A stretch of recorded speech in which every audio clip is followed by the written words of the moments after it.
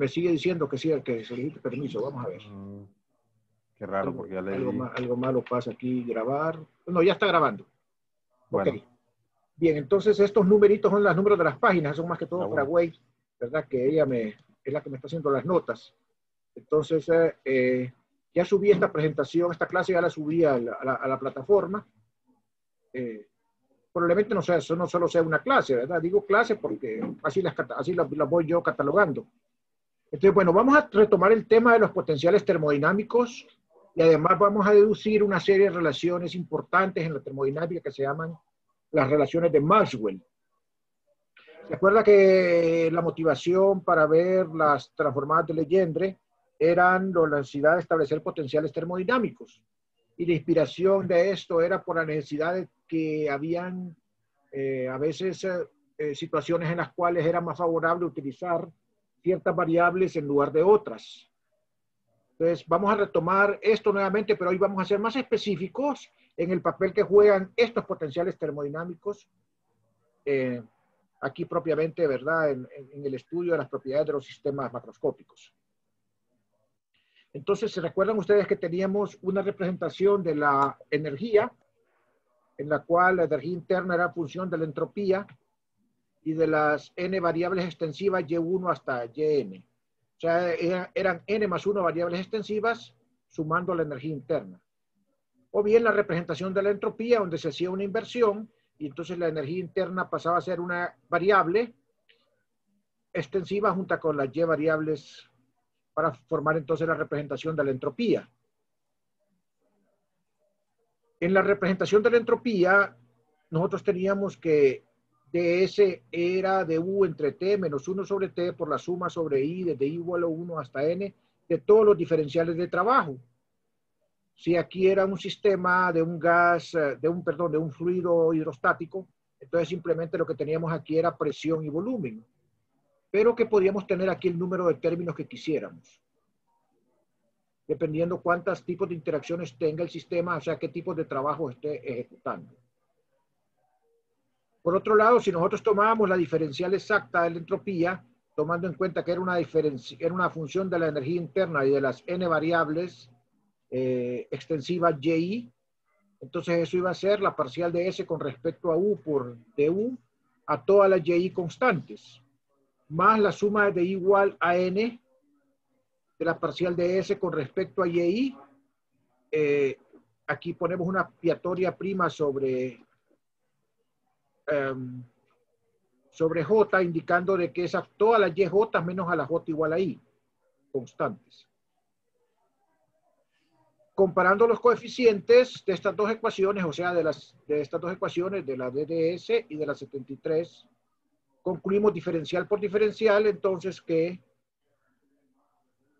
la parcial de S con respecto a U a todas las y constantes es 1 sobre t, y la parcial de S con respecto a y a U y a todas las demás YJ que no sean la I constante es menos xy sobre t, donde xy es la correspondiente variable conjugada, intensiva conjugada a la variable extensiva y. Si xy es si y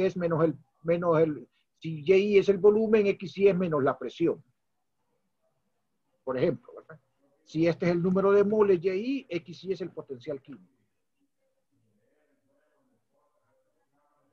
Bueno, aquí vamos al punto que habíamos discutido antes, ¿verdad? En muchos problemas no conviene tener como variables independientes a todas las variables intensivas del sistema. O sea, no siempre son buenas las intensivas necesariamente.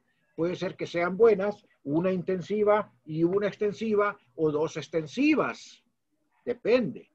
Esto se debe a que puede existir fenómenos termodinámicos para los cuales es más fácil medir determinadas variables que otras. Vamos a ver precisamente eso a partir de hoy, que hay situaciones, algunos fenómenos, algunos procesos en los cuales, por ejemplo, sean isobáricos, isocóricos, isotérmicos, en los cuales sea más conveniente un potencial que otro y por lo tanto un conjunto de variables independientes que otro.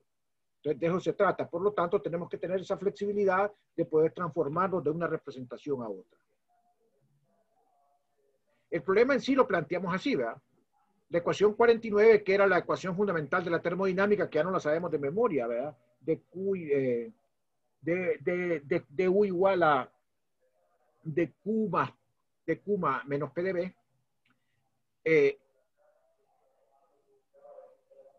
es a partir de la cual nosotros podemos describir cualquier proceso termodinámico reversible. O sea, si escribimos dQ como TdS. ¿Cómo podemos transformar de manera que involucre una función de estado a partir de la cual las propiedades termodinámicas y calóricas del sistema puedan deducirse fácilmente? O sea, al final de cuentas, lo que queremos es deducir las propiedades termodinámicas y calóricas del sistema de manera fácil. ¿Ok? Las propiedades calóricas pues son los calores específicos, los módulos de expansión volumétrica, la compresibilidad volumétrica, perdón, el módulo de dilatación isotérmica, ¿verdad? Esos son y las capacidades caloríficas. Esos son las propiedades calóricas del sistema. Buscamos un potencial de tal forma que sea fácil siempre para un tipo de proceso en específico deducir tales propiedades termodinámicas, o sea, la entropía, la energía interna, todas esas, y las propiedades calóricas. El método para abordar este problema se llama método de Gibbs o método de los potenciales termodinámicos. O sea, que dependiendo del tipo de proceso va a haber un potencial termodinámico que nos va a permitir a nosotros determinar esas propiedades de manera fácil. Entonces se llama método de Gibbs o método de los potenciales termodinámicos. Para un sistema químico formado por una sola componente, ¿qué tenemos? Bueno, tenemos que TdS es dU más PdB. Le vamos a llamar ecuación 75. Las variables en este caso son 5 variables. La temperatura, la entropía, la energía interna, la presión y el volumen. ¿Cuántas de estas son independientes en este caso? Pues solamente van a ser 2 independientes. Solamente van a ser 2 independientes. Si seleccionamos 2 arbitrariamente, o sea, yo puedo escoger como independientes cualquiera de las 5, cualquier 2 de las 5. El sistema queda determinado hasta que yo tengo las 5 determinadas. Tiene que haber alguna forma de determinar completamente el estado del sistema, o sea, las 5 variables termodinámicas. Hay 2 que las puedo escoger independientemente, libremente. Entonces, ¿cómo determino las restantes? Entonces, necesitamos 2 ecuaciones más para poder determinar las restantes. 2 ecuaciones para que se relacionen las otras 3 restantes. Y estas ecuaciones, por ejemplo, pueden ser las ecuaciones de estado y las ecuaciones de energía. Entonces ya con esas 2 ecuaciones yo determino las 3 variables restantes y ya tendría las 5 variables termodinámicas completamente definidas. Entonces nosotros sabemos que por la naturaleza la termodinámica predice de manera automática la existencia de una ecuación de estado. Y si podemos encontrar las ecuaciones de energía, entonces tenemos prácticamente ya la forma de determinar las 5 variables termodinámicas. Por ejemplo, ¿cuál sería en este caso la ecuación de estado? Pues la función que me da la presión como función del volumen y la temperatura. ¿Y cuál sería las ecuaciones de energía? La ecuación que me da la energía interna en términos del volumen y la temperatura. Entonces, si escojo yo como independiente B y T, ya que obtengo aquí la presión, obtengo aquí yo la energía interna, y al tener esa puedo obtener la entropía de la ecuación fundamental de la termodinámica. Entonces bastarían 2 ecuaciones para determinar completamente la otra, ¿verdad? Fíjense bien que a pesar de que yo tengo la relación aquella famosa que establecimos hace unos días, que es muy, muy utilizada, ¿verdad? Que esta que tenemos apuntada acá, parece que tuviera yo ya una relación más y que no ocupara otra relación. Lo que ocurre es que esta relación no es útil. Siempre necesito tener estas 2 que están acá. O sea, la ecuación de estado y la ecuación de energía. Porque esta relación es una ecuación diferencial. Y al resolver una ecuación diferencial, ustedes recuerden que generalmente se generan con una constante arbitraria. Y entonces no quedarían determinadas las cantidades por la existencia de las constantes arbitrarias.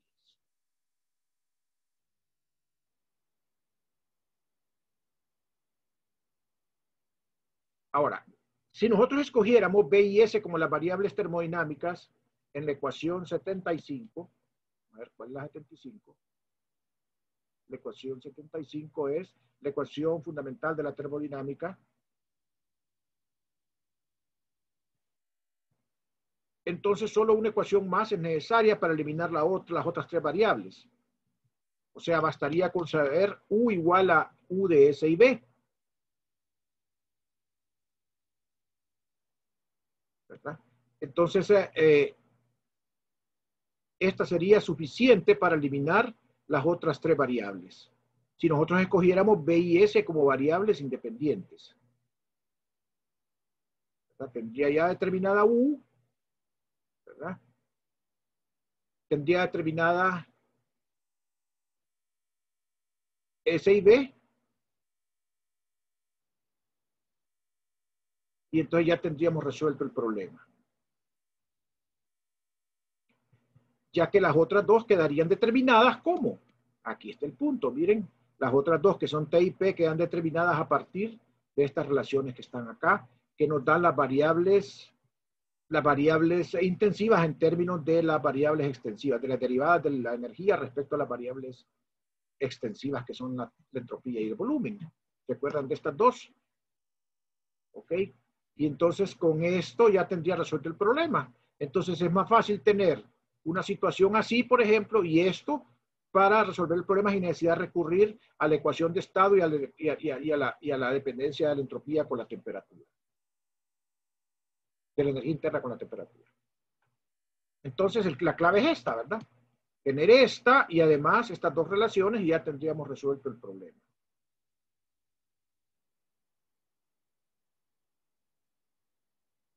¿Verdad? Porque ya tendría aquí la otra variable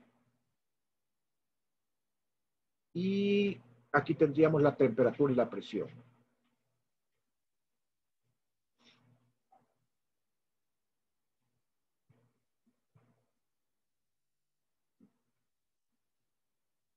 Como habíamos visto antes, nosotros teníamos que la derivada parcial de U respecto a la temperatura a volumen constante era la capacidad calorífica a volumen constante. Y eso también era igual a T por la derivada parcial de la entropía respecto a la temperatura a volumen constante. Pero de 78, que me permite aquí volver a tomar derivadas, entonces, si yo tomo, entonces la parcial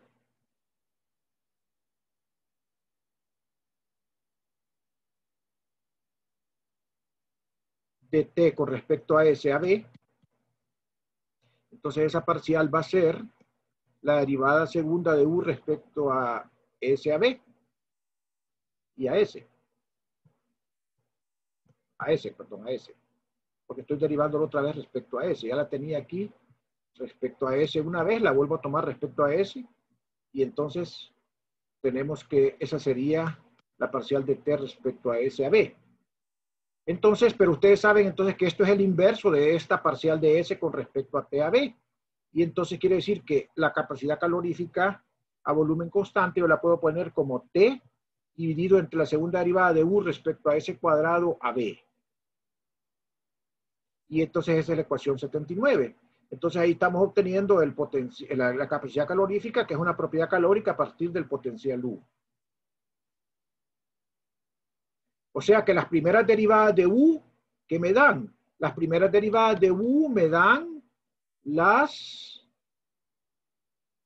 variables intensivas, presión y temperatura, en términos de las dos variables independientes. ¿Ok? Y entonces, las segundas derivadas me dan las propiedades calóricas, como son, por ejemplo, el calor específico. Entonces pueden ver ustedes cómo a partir de un potencial como U, se pueden obtener de las primeras derivadas las cantidades termodinámicas y de las segundas derivadas las propiedades calóricas del sistema. Ese es el punto por el cual es interesante este enfoque de Gibbs de los potenciales termodinámicos. Entonces, para poder tener en procesos diferentes un potencial en el cual sea relativamente fácil el cálculo, entonces nosotros vamos a buscar esa variedad de potenciales que hay para tratar de obtener siempre de las primeras derivadas las propiedades termodinámicas, las variables termodinámicas y de las segundas derivadas las propiedades técnicas. Me paro un segundo aquí para que reflexionen y me manifiesten si van comprendiendo o no lo que voy diciendo.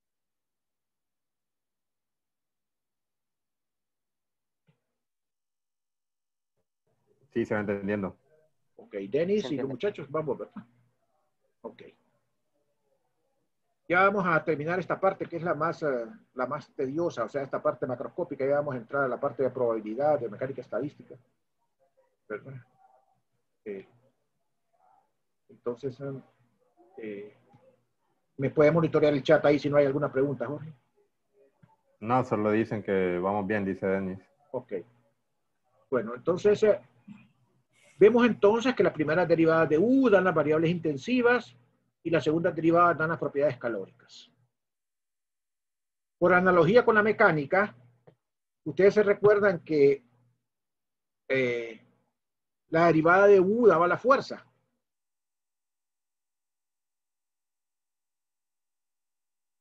Entonces, como una propiedad extensiva es una fuerza intensiva, es una fuerza generalizada, a U se le llama potencial termodinámico. Y al ser una función de estado hay una propiedad importante. Entonces, si vemos la ecuación 78, la ecuación 78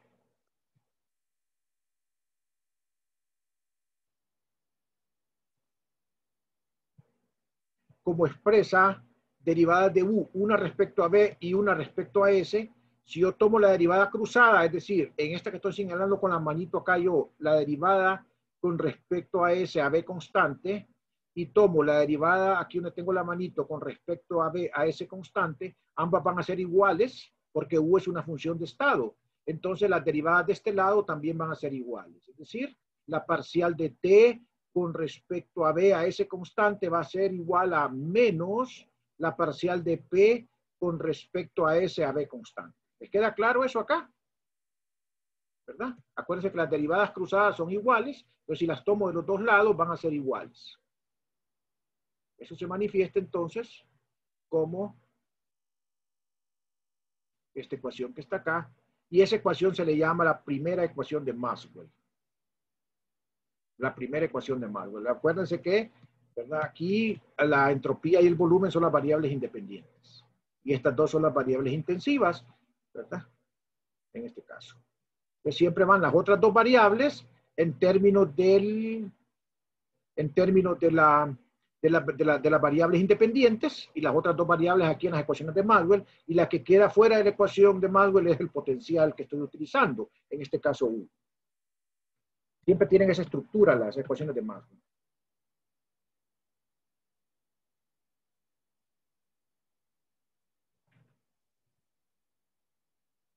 Es 80, se le llama la primera relación de Maxwell. Dígame. Está la parcial de P con respecto a S a B. Es lo mismo que tener la segunda derivada de B con respecto a S. No recuerdo exactamente en este momento. Tendría que ver la relación anterior si se cumple. O sea, algo que relacione entonces a P con S. Porque eso se podría introducir en 79 o no. Es la segunda derivada. Vamos a ver, sí, vamos a ver 79.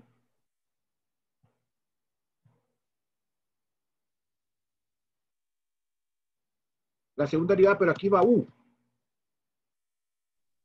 Ah, es cierto, es cierto. Sí, aquí va U, ¿ok? Y la ecuación de Maxwell no tiene el potencial. Mire que la ecuación de Maxwell solamente va a tener acá las variables restantes, ¿verdad? Las dos variables independientes aquí abajo y las otras dos acá. ¿Ok? Entonces, ¿verdad? ¿Ok? Es en sí sola ya esta una estructura, ¿verdad? Y de aquí se pueden obtener un montón, ¿verdad? Hay cualquier cantidad, ¿verdad? De relaciones que se pueden obtener a partir de acá. Entonces, ¿estamos ahí entonces, Denis?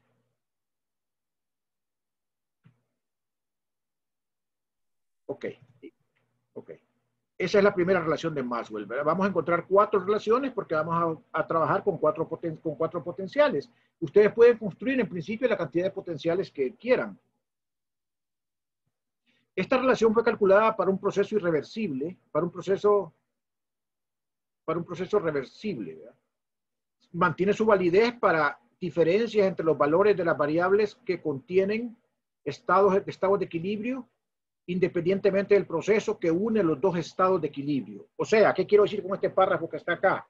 Que la relación sigue siendo válida para cualquier proceso, porque lo que importa son nada más las diferencias entre los valores iniciales y finales de las variables termodinámicas.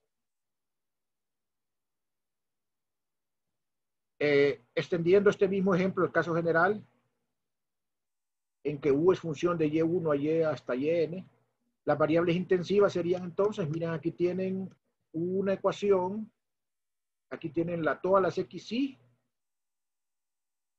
en términos de las correspondientes YJs.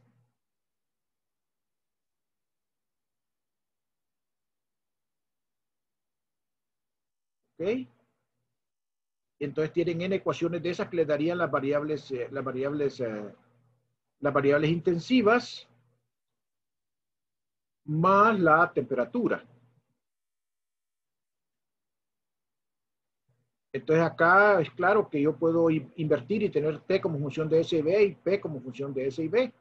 Si yo tuviera, por ejemplo, en vez de YJ aquí B. Entonces aquí tendríamos que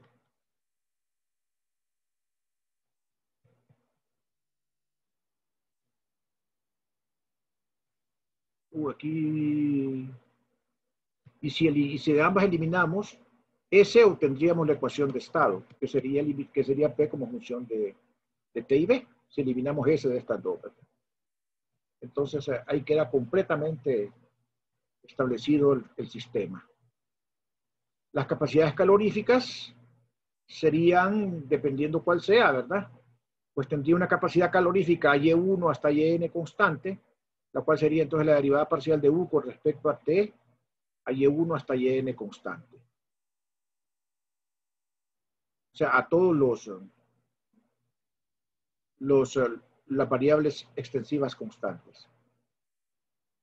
Y las relaciones de Maxwell correspondientes sería una generalización a la que teníamos antes, era parcial de T respecto a Y igual a ese constante, igual a todas las Y menos la Y constante, igual a parcial de XY con respecto a S, a Y1 hasta Yn, ¿verdad?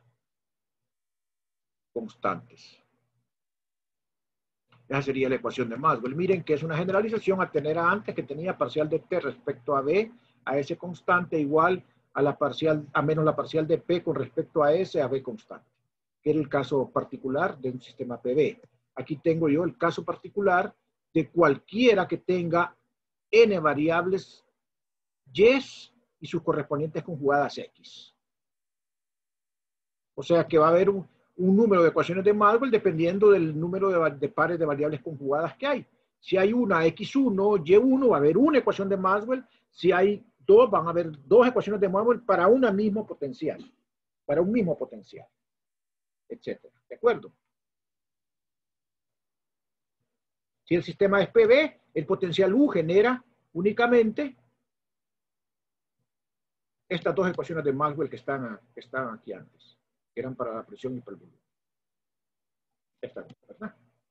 Es un caso particular para un sistema PB, pero si yo tengo más variables aquí voy a tener, por ejemplo, el potencial químico, aquí el número de moles, aquí voy a tener un signo más, y voy a tener entonces otra ecuación además acá.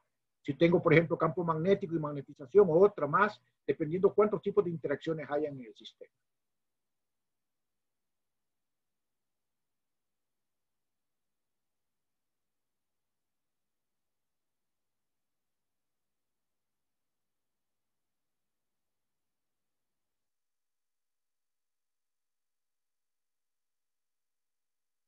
Bueno, voy a retomar donde me quedé antes, acá. Ok. Sin embargo, no siempre U es el potencial. Estas ecuaciones de Maxwell que están acá son para U como potencial termodinámico, ¿verdad? No son Así siempre. Estas son para U como potencial termodinámico. ¿Ok? Esta no siempre U es el potencial termodinámico más conveniente. Ya que de hecho una de sus variables S no es medible fácilmente.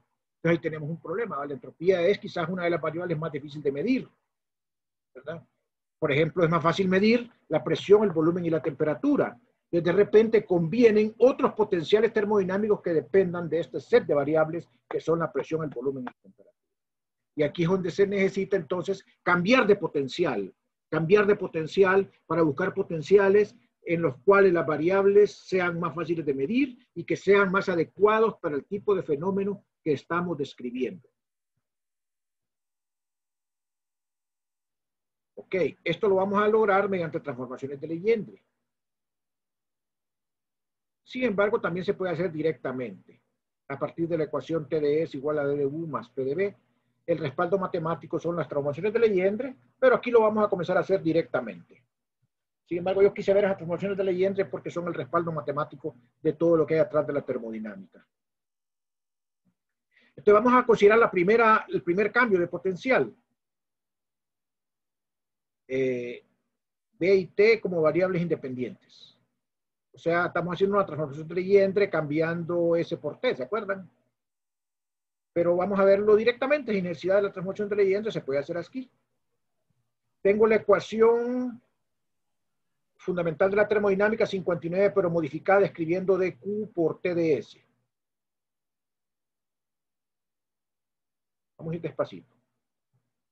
Voy a sumar y voy a restar el término S de T acá para sumar un 0. Dejen el menos S de T de este lado y pasen el TdS del otro lado.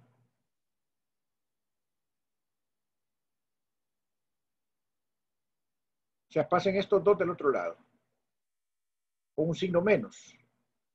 Ustedes ven que TdS menos S de T es menos el diferencial de T por S. Y aquí tienen el diferencial de U. Entonces, este que marco acá, y es este que marco acá, y este que marco acá del otro lado,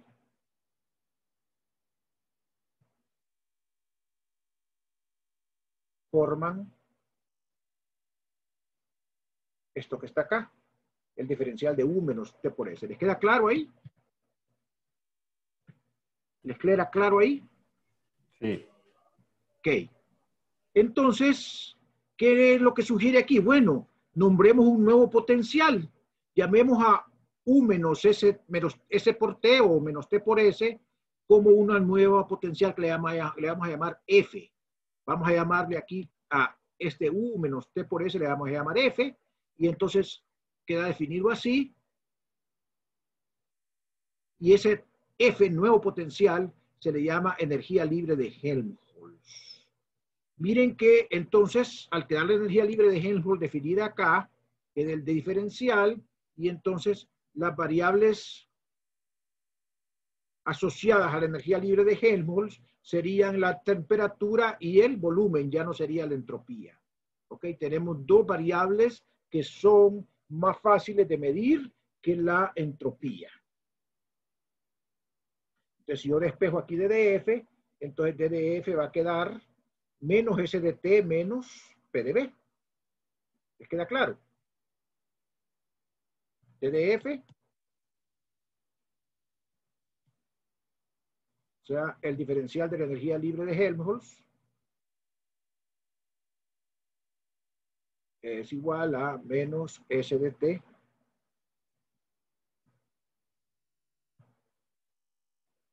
menos PdV.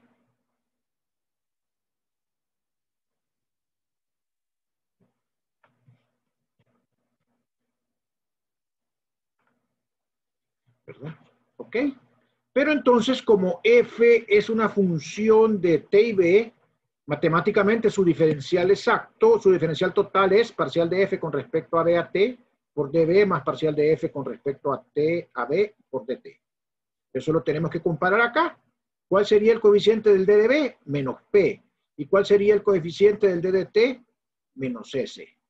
Entonces, si comparamos, tenemos esas dos ecuaciones ahí.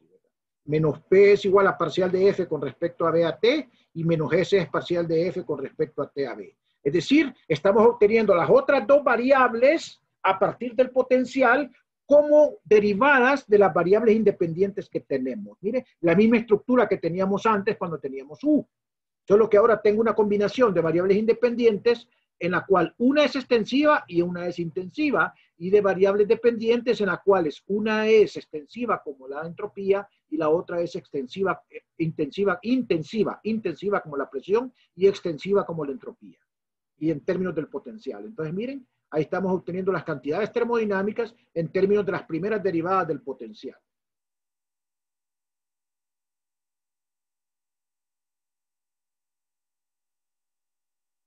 ¿Va quedando claro? Sí. Ok, vamos a avanzar un poquito más. Pero además, nosotros teníamos que la capacidad calorífica a volumen constante era T parcial de S con respecto a T a B. Esa la venimos arrastrando desde antes. Hay que ir haciendo ahí en una página poniendo toda la formulita, ¿verdad? Porque son miles de relaciones, ¿verdad? Precisamente la termodinámica eso es lo que hace, ¿verdad? Establecer relaciones. Hay que ir haciendo como un resumen de toda la formulita. Exactamente, ¿verdad? Para tenerlas a mano, ¿verdad? Porque eso es lo que hace la termodinámica, establecer relaciones entre las cantidades, ¿verdad? Entonces, pueden ver ustedes acá que como yo puedo tomar la derivada entonces de 87 con respecto a T a B, y lo que voy a tener entonces es la segunda derivada de F con respecto a T cuadrado, multiplicado por el T que está acá, a volumen constante, y en efecto estoy obteniendo la capacidad calorífica a volumen constante a partir de una segunda derivada del potencial. Como les habría predicho, las primeras derivadas dan las cantidades termodinámicas y las segundas derivadas dan las propiedades calóricas del sistema.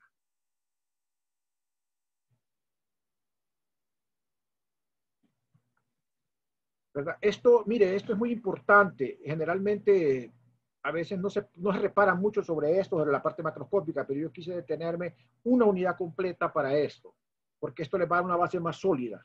Entender lo macroscópico para entender lo microscópico, ¿verdad? Que están relacionadas, pero digamos es importante entender bien lo macroscópico. ¿Verdad? Entonces esto les va a dar una base más sólida, sobre todo si ustedes hacen a conciencia esos problemas. Van a agarrar una solidez y una flexibilidad para manejar estas variables. Entonces ahí tenemos eso, lo que les dije antes, ¿verdad? Con las primeras derivadas las propiedades térmicas y con las segundas derivadas las propiedades calóricas. Similarmente, menos la parcial de P con respecto a B a T, ¿se acuerdan que era 1 entre kappa por B? O sea, porque la parcial de B con respecto a T menos era kappa por B. Entonces, si lo invierto, va a ser 1 entre kappa por B. Entonces, si nosotros vemos, yo puedo obtener eso acá, si derivo esta P, ¿verdad? Y por lo tanto, aquí vamos a tener que esa va a ser una segunda derivada de F, que sería entonces la otra propiedad calórica, que sería el módulo de compresibilidad, de compresibilidad volumétrica, ¿verdad? Entonces aquí tenemos este resultado nuevamente como una segunda derivada del potencial.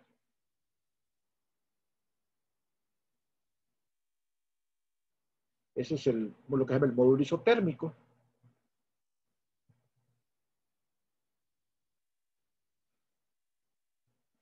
O el recíproco de la compresibilidad isotérmica. Entonces nuevamente esta ecuación 87, si yo tomo las derivadas cruzadas de F van a ser iguales, o sea que la parcial de P con respecto a T a B va a ser igual a la parcial de S con respecto a B a T, porque las segundas derivadas acá cruzadas deben de ser iguales, y entonces obtenemos lo que se llama la segunda relación de Maxwell. Miren cómo las relaciones de Maxwell otra vez nos meten al potencial, relacionan, o sea, son derivadas respecto a las variables naturales, a las independientes, que en este caso ahora son T y B, ya no son S y B, de las otras dos variables restantes. Entonces, miren qué bonito cómo se obtienen todas las variables a partir de un solo esquema. Muchas veces a la función f se le suele poner el rótulo de energía libre de Helmholtz. O sea, se le pone el rótulo aquí de energía libre, ¿verdad? Y eso es porque hay una similitud con la energía cinética en el caso mecánico. Eso se puede explicar con el siguiente teorema. Voy a demostrarlo en la próxima clase porque tengo que darle un poco de reposo a mi garganta porque me toca hoy 4, porque tengo que grabar 2 clases. Entonces lo voy a probar en la próxima. La que le va a quedar grabada para mañana.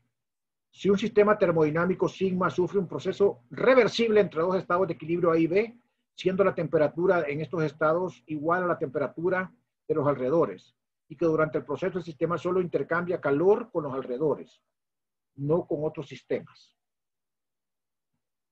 Entonces, el trabajo realizado por el sistema en esta transformación es igual a la disminución de la energía libre de él mismo. O sea, hay una relación entre el trabajo y la energía. ¿Se acuerdan del teorema trabajo-energía de la mecánica? Que decía que el trabajo de la fuerza externa era el cambio de energía cinética. Por esa razón es que al asociar la energía cinética con la energía de Helmholtz se le llama energía libre a la energía de Helmholtz. Entonces, ¿para qué va a servir la energía de Helmholtz? Para procesos en los cuales el sistema experimenta, digamos, cambios de tal forma que está únicamente intercambiando calor, no está intercambiando con los alrededores, solo con los alrededores, no con ningún otro sistema, y que se encuentra en contacto con un foco térmico. ¿Ok? Eso es importante, ¿verdad? Sufre un proceso reversible entre dos estados de equilibrio A y B, siendo la temperatura en estos dos estados igual a la temperatura de los alrededores. O sea, que la temperatura que está en contacto con un foco térmico. Eso es importante. Pero entonces, en estos sistemas es en los cuales va a servir la energía libre de Helmholtz como potencial natural. Voy a demostrar este teorema en la próxima clase y voy a introducir los potenciales que me dé tiempo entonces a la próxima. ¿Alguna pregunta hasta ahorita? No, todo claro. ¿Está güey en la sala, Jorge? Sí, aquí estoy. Güey, entonces ahí le leí porque mire que la letra está un poco difícil, ¿verdad? Pero si tiene dudas, usted solo me señala en rojo ahí para preguntarme qué es lo que, dice cada palabra, ¿verdad? Sí, gracias. Okay. Bueno, ¿algún otro comentario, jóvenes? Jorge. A ver si podría poner eso último que dijo al inicio de la otra clase, ya que va a tratar de mostrar el teorema de Helmholtz, ¿verdad? Eso le quería pedir. Si puede. Sí, mostrar esto, ¿verdad? Sí, o sea, repetir el párrafo que está ahí para que cuando por supuesto, para se utiliza. Para que ligue, sí, lo voy a repetir, sí. Lo voy a repetir, claro que sí. Bueno, entonces los dejo, yo los miraría a ustedes hasta el lunes en persona, o sea, en tiempo real, ¿verdad? En directo. Ok, en directo, así es. Entonces, que pasen buena tarde y buen provecho. Bueno, gracias igual. Bueno, gracias. Gracias igual. Gracias. Gracias. Bueno.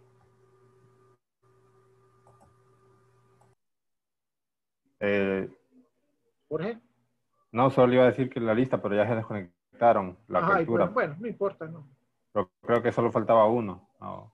Habían 3 alumnos. Habían 3 alumnos, ¿verdad? Bueno. Sí, okay. Sí, está Listo. Bien. Bueno, vemos. bueno.